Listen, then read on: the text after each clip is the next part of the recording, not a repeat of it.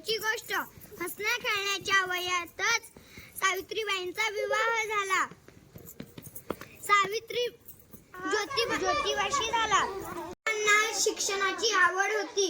त्यांनी सावित्रीबाईंना शिकवलं. बाई शिकल्यावर त्यांनी पुण्यातील भिडेवाड्यात पहिली शाळा सुरू. शाळेत जाताना काही कर्मठ लोक त्यांच्यावर हसायचे व चिखल शेण टाकायचे.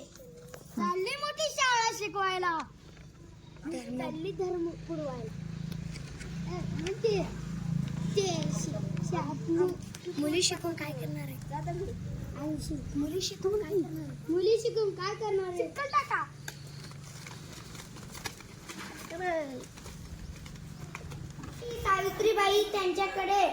सावित्रीबाईंनी त्यांच्याकडे लक्ष दिले नाही.